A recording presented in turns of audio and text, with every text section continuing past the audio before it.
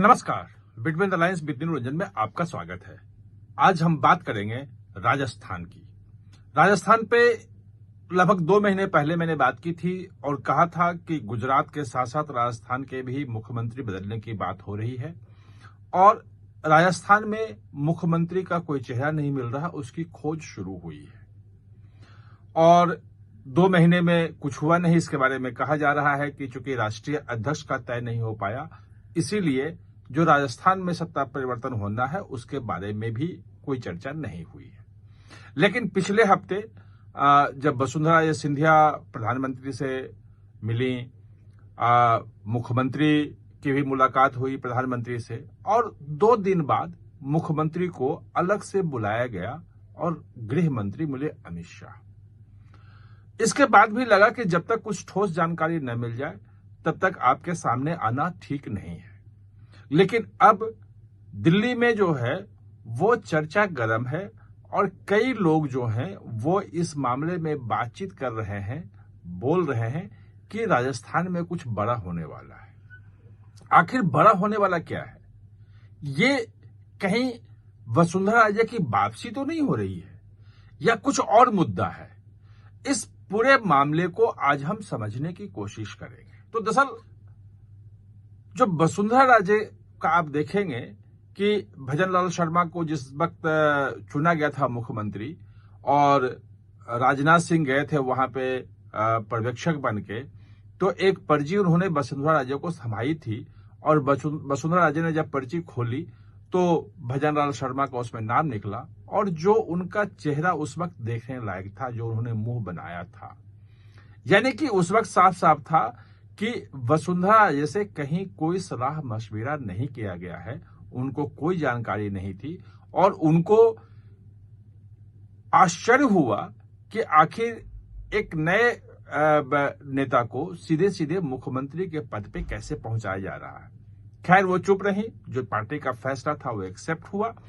और ये माना गया कि कहीं ना कहीं से केंद्रीय नेतृत्व जो है वो वसुंधरा राजे को साइडलाइन करने की कोशिश में है राजस्थान में, जबकि राजस्थान में वो कई बार मुख्यमंत्री रह चुकी हैं, राजस्थान की बड़ी नेता हैं वो। अब जब दोबारा वसुंधरा राजे को बुलाया गया तो ये चर्चा स्वाभाविक है कि आखिर वसुंधरा राजे से क्या बातचीत हुई, क्या सचमुच में तत्काल वहां पे पूरा का पूरा मुख्यमंत्री बदला जाना है, उस बारे में चर्चा हुई। लेकिन कुछ लोगों का कहना है, जो इस सत्ता के गलियारे में जो शीर्ष नेतृत्व के करीबी हैं, उनका कहना है कि फिलहाल शायद शीर्ष नेतृत्व मतलब मुख्यमंत्री को बदलने पे उस ढंग से चर्चा नहीं है। वो देखा जा सकता है, वो फैसला अमित शाह और मोदी लेंगे, लेकिन जल्द ही वहां पे जो मंत्रिमंडल का फेरबदल है वो होने की बात हो रही है और उसके लिए वसुंधरा राजे को और मुख्यमंत्री को दोनों से सलाह मशविरा हुई है। बात यह है कि वसुंधरा राजे को बुला करके और सिर्फ मंत्रिमंडल फेरबदल करने के लिए, मतलब 3-4 मंत्रियों को रखना है, 1-2 को हटाना है, चाहे जो भी करना हो, जिसको भी रखना हो, उसके लिए प्रधानमंत्री स्तर पे बातचीत जाके होना, ये कोई सामान्य बात नहीं लग रही है, ये पच नहीं रही। हो सकती है, इसे इनकार नहीं कर सकते हैं, भाजपा का और प्रधानमंत्री का जिस ढंग से काम करने का तरीका है वो छोटी छोटी चीजों में भी इन्वॉल्व होते हैं और सब कुछ करते हैं, बड़े बड़े से चीजों से लेकर छोटी छोटी चीजों में भी इन्वॉल्व होते हैं वो। लेकिन जो चर्चा का बाजार गर्म है और जो इससे पुष्टि इस बात की हो रही है कि राजस्थान में वसुंधरा की दमदार वापसी तय मानी जा रही है।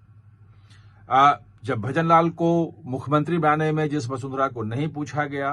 जो टिकट बंटवारा था राजस्थान में विधानसभा चुनाव के पहले, उसमें भी वसुंधरा की उतनी नहीं चली और अपने तरीके से केंद्रीय नेतृत्व ने उस टिकट का बंटवारा किया। चुनाव जीते, वसुंधरा को बिना